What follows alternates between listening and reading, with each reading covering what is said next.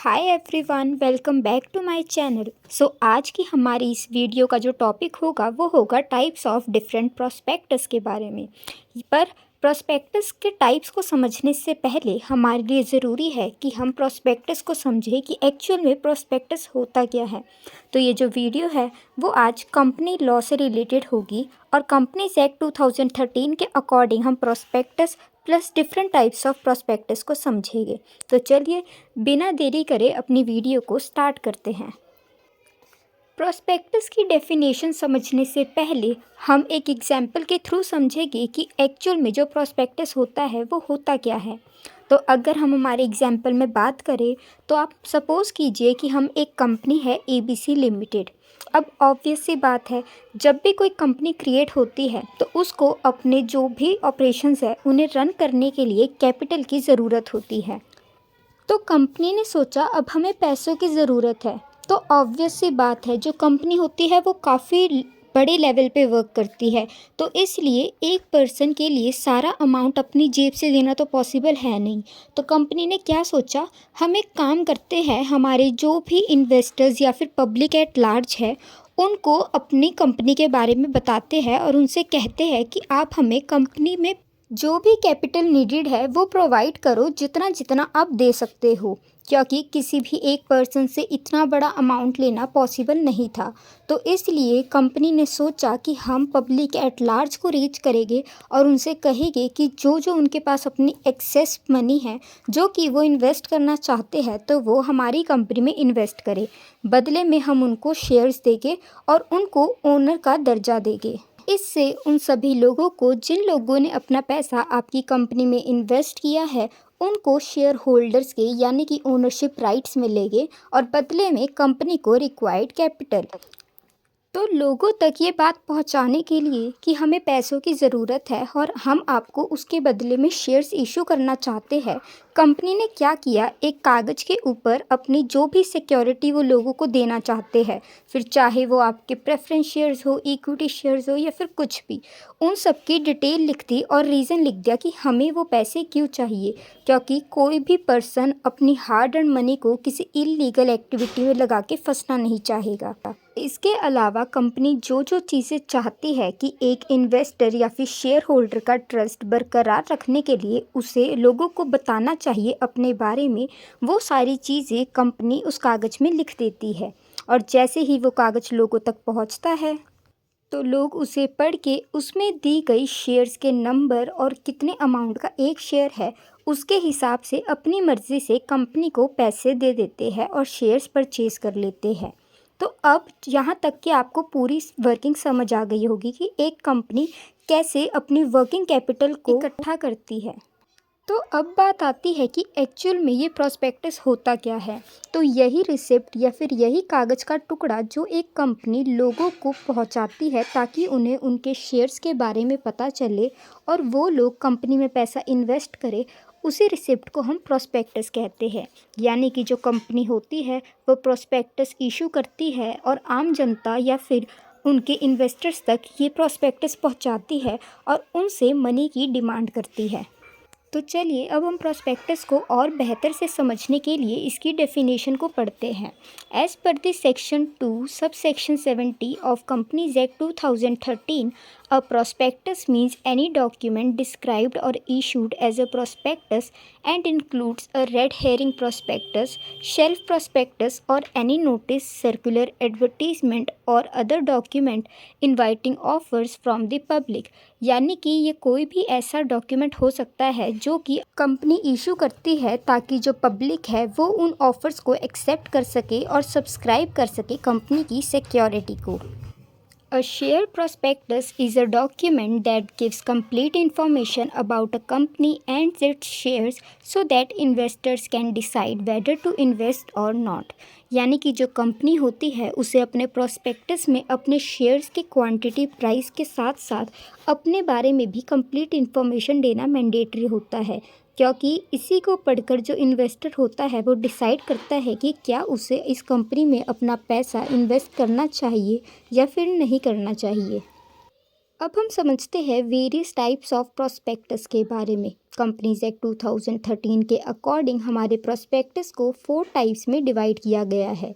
Red herring prospectus, deemed prospectus, shelf prospectus और अब्रिज्ड prospectus. तो चलिए अब हम बारी बारी समझते हैं कि हमारे ये डिफरेंट टाइप्स ऑफ प्रोस्पेक्टस आखिर है क्या। अगर हम हमारे फर्स्ट टाइप ऑफ प्रोस्पेक्टस यानी कि रेड हेरिंग प्रोस्पेक्टस की बात करें तो ये वाले प्रोस्पेक्टस ऐसे प्रोस्पेक्टस होते हैं जिसमें कोई ना कोई चीज़ मिसिंग होती है, यानी कि ये इनकम्प्लीट प्रोस्पेक्टस होते हैं। अगर हम एग्जाम्पल की बात करें तो जनरली ये वाले प्रोस्पेक्टस वो कंपनीज इशू करती है जो या तो न्यू है या फिर फर्स्ट टाइम अपने शेयर्स इशू कर रही है, क्योंकि जब भी कोई कंपनी फर्स्ट टाइम अपने शेयर्स इशू करती है तो उसको इतना नहीं पता होता कि उसकी मार्केट में क्या वैल्यू है, उसे कितने और कितने कितने शेयर्स और कितने अमाउंट के शेयर्स इशू करने चाहिए। इसलिए कंपनी जो है वो मार्केट में अपनी वैल्यू पता करने के लिए रेड हेरिंग प्रोस्पेक्टस को इशू करती है। यहाँ पर जो कंपनी होती है वो पूरा प्रोस्पेक्टस तैयार करती है, बट उसमें 2 चीज़ें मिसिंग छोड़ती है। पहला होता है नंबर ऑफ़ शेयर्स जो कि वो इशू करना चाहती है, और दूसरा कि वो किस अमाउंट पे इशू करना चाहती है। ये कंपनी इसलिए करती है ताकि वो लोगों से बिड इकट्ठा कर सके और पता कर सके कि पर्सन उस कंपनी के शेयर्स में कितने इंटरेस्टेड है, उसको कितने लोग सब्सक्राइब करना चाहते हैं और किस किस अमाउंट में। जब उसके पास डाटा इकट्ठा होता है वो उसको एनालाइज करती है और उसी हिसाब से एक प्राइस सेट करती है और फिर अपना फाइनल प्रोस्पेक्टस इशू करती है, जिसमें वो एक्यूरेट या फिर एग्जैक्ट नंबर ऑफ़ शेयर्स या और उनकी अमाउंट लिखती है कि पर शेयर वो कितने में इशू करेगी। और इसी तरह के इनकम्प्लीट प्रोस्पेक्टस को रेड हेरिंग प्रोस्पेक्टस कहते हैं।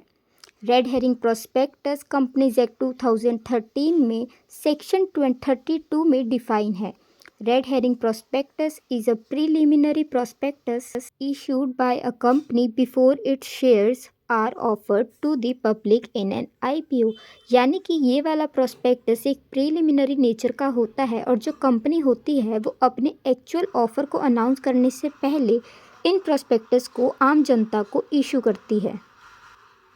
Red herring prospectus contains most of the information, but it does not include the final price of the shares and the number of shares to be issued। जैसा कि मैंने आपको बताया कि ये एक तरह का कंप्लीट प्रोस्पेक्टस होता है जिसमें सिर्फ 2 चीज़ें मिसिंग होती है कि आप कितने शेयर्स पब्लिक को इशू करना चाहते हो और वो एक शेयर की वैल्यू क्या होगी। यहाँ पर जो कंपनी होती है, क्योंकि वो खुद प्राइस सेट करने को लेके कंफ्यूज होती है, इसलिए वो अपने शेयर होल्डर्स को एक मौका देती है एज अ प्राइस सेटर बनने का। यानी कि यहाँ पर जो शेयर होल्डर है वो प्राइस सेटर होते हैं, ना कि कंपनी। अब जो रेड हेरिंग प्रोस्पेक्टस होता है वो हमें आरओसी के पास सबमिट करना पड़ता है कम से कम 3 दिन पहले, इससे पहले हमारी फाइनल ऑफर लिस्ट पब्लिक को इशू हो। इसके बाद हमारी जो सेकंड टाइप होती है वो होती है डीम्ड प्रोस्पेक्टस की। सबसे पहले डीम्ड प्रोस्पेक्टस के नाम से ही पता चल रहा है कि कोई ऐसी चीज़ जिसे हमने डीम कर लिया है एज अ प्रोस्पेक्टस, यानी कि ऐसा कोई भी डॉक्यूमेंट जो कि पब्लिक को ऑफ़र देता दिखाई पड़ता है कि वो पब्लिक से पैसा डिमांड कर रहा है और बदले में उन्हें सिक्योरिटीज़ इशू कर रहा है, वो सारे डॉक्यूमेंट्स को हम ऑटोमेटिकली डीम करेंगे कि कंपनी ने प्रोस्पेक्टस इशू किया है। और ज़रूरी नहीं है कि ये कागज़ सिर्फ कंपनी की तरफ से आए। अगर कोई थर्ड पार्टी भी कंपनी के नेम पर कोई भी ऐसी चीज़ लोगों तक पहुंचाती है जिससे जो लोग हैं वो मोटिवेट होते हैं कंपनी में पैसा इन्वेस्ट करने के लिए, तो हम उसे भी प्रोस्पेक्टस मान लेंगे।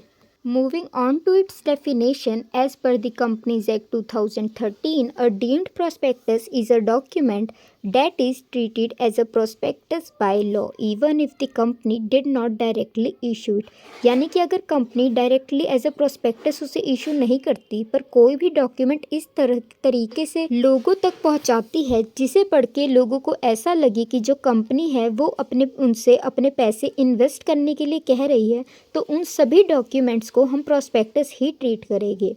It is a document that fulfills the characteristics of a prospectus and invites or offers for subscription।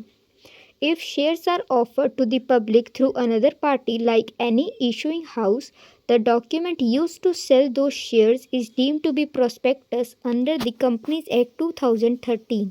यानी कि अगर कोई भी डॉक्यूमेंट कोई थर्ड पार्टी इशू करती है कंपनी के नेम पर या फिर कंपनी के बिहाफ पर, फिर चाहे वो हमारा एडवर्टीजमेंट हो, पैम्पलेट हो या फिर कोई भी सर्कुलर हो, तो हम उन सभी को हमारा प्रोस्पेक्टस ही डीम करेंगे।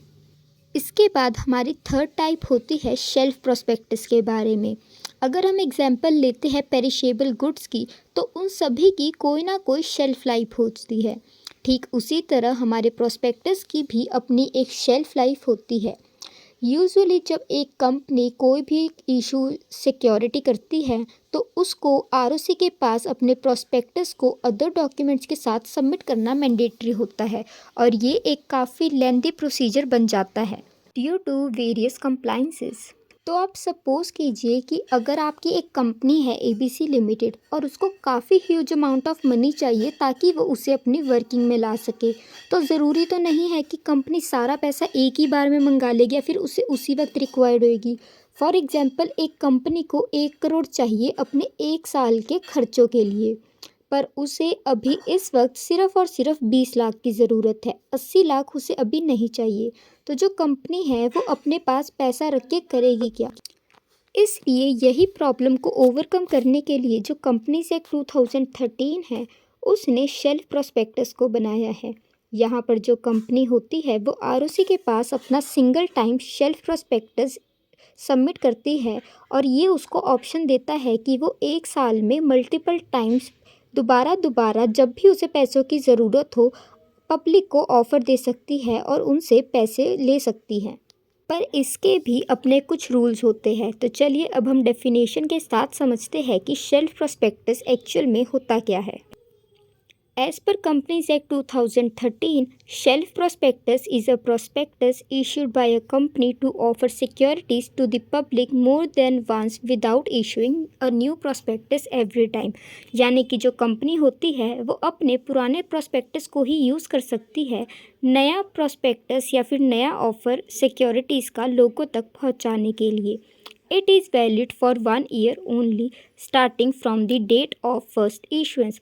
यानी कि ये जो 1 साल की लिमिट होती है वो तब शुरू होती है जब कंपनी अपना फर्स्ट ऑफर पब्लिक को देती है। But air a company can issue only 4 times using the same shelf prospectus, that is company can issue only 4 prospectus in a year. अब अगर कंपनी को हम ये ऑप्शन दे देंगे तो कंपनी हर दूसरे दिन ही प्रोस्पेक्टस इशू करके लोगों से सिक्योरिटीज़ परचेज करने की कहेगी। इसलिए जो कंपनीज एक्ट है वो ये कहता है कि कोई भी कंपनी एक ही शेल्फ प्रोस्पेक्टस सिर्फ 4 बार इशू कर सकती है। यानी कि एक बारी प्रोस्पेक्टस सबमिट करने के बाद आरओसी को वो 4 प्रोस्पेक्टस ही साल में इशू कर पाएगी। अब अगर हम अपने रियल लाइफ सिनेरियो की बात करें तो कोई भी फ्यूचर प्रिडिक्टेबल नहीं होता, क्योंकि हमें नहीं पता कि हमारे आने वाले फ्यूचर में क्या क्या कंडीशंस होएगी।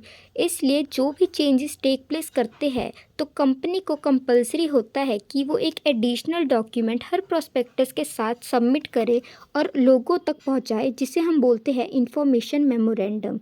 ये हर प्रोस्पेक्टस के साथ इशू होता है और ये स्पेशली इन्वेस्टर्स को कंपनी में हुए चेंज के बारे में बताता है, ताकि जो भी इन्वेस्टर्स कंपनी में इन्वेस्ट कर रहे हैं वो कंपनी की पुरानी इन्फॉर्मेशन को देख के मिसगाइड ना हो और उनको कंपनी की करंट सिचुएशन के बारे में या फिर करंट स्टेटस की अच्छी नॉलेज हो। इसके अलावा जो शेल्फ प्रोस्पेक्टस होता है वो कंपनी कभी भी पब्लिक को इंडिविजुअली इशू नहीं कर सकती, क्योंकि जो शेल्फ प्रोस्पेक्टस होता है उसके साथ हर बार इंफॉर्मेशन मेमोरेंडम अटैच करना कंपलसरी होता है। अगर कोई भी कंपनी बिना इंफॉर्मेशन मेमोरेंडम यानी कि आईएम के शेल्फ प्रोस्पेक्टस पब्लिक को इशू करती है तो उसको हम इनएप्रोप्रिएट मानते हैं। इसके बाद आते हैं एब्रिज्ड प्रोस्पेक्टस, जो कि हमारी प्रोस्पेक्टस की लास्ट टाइप है। एब्रिज्ड प्रोस्पेक्टस होता है प्रोस्पेक्टस की समरी या फिर प्रोस्पेक्टस का एक शॉर्ट फॉर्म। अब अगर हम इन्वेस्टर्स की बात करते हैं या आम लोगों की भी बात करते हैं तो हमारे पास 2 तरह के लोग एग्जिस्ट करते हैं। पहले वो लोग होते हैं जो काफ़ी सिंसियर होते हैं और हर एक चीज़ लाइन टू लाइन पढ़ते हैं, यानी कि डिटेल में हर एक चीज़ को रीड करते हैं। तो वही दूसरी तरह के जो लोग होते हैं वो कभी भी लाइन टू लाइन रीड नहीं करते और चाहते हैं कि जितने कम समय में उनको ज़्यादा से ज़्यादा चीज़ें समझ में आ जाए उतना ही अच्छा है। तो वो लोग होते हैं जो समरी पे रिलाई करते हैं। तो ठीक उसी तरह हमारे एक कंपनी होती है, वो भी दो तरह के प्रोस्पेक्टस इशू करती है। पहला होता है नॉर्मल प्रोस्पेक्टस, जिसमें कंपनी की हर एक इंफॉर्मेशन डिटेल में मेंशन होती है। और वही दूसरा प्रोस्पेक्टस जो कि मेन प्रोस्पेक्टस के साथ जाती है, वो होती है प्रोस्पेक्टस की समरी। यानी कि जो लोग पूरे प्रोस्पेक्टस को, क्योंकि वो काफ़ी सारे पेजेस का होता है, उसको डिटेल में नहीं पढ़ना चाहते, तो उसके लिए सारे मेन कीवर्ड्स जो कि हमारे मेन प्रोस्पेक्टस में है, उन सभी की समरी को अब्रिज्ड प्रोस्पेक्टस कहते हैं। तो चलिए अब हम डेफिनेशन के थ्रू समझते हैं अब्रिज्ड प्रोस्पेक्टस के बारे में।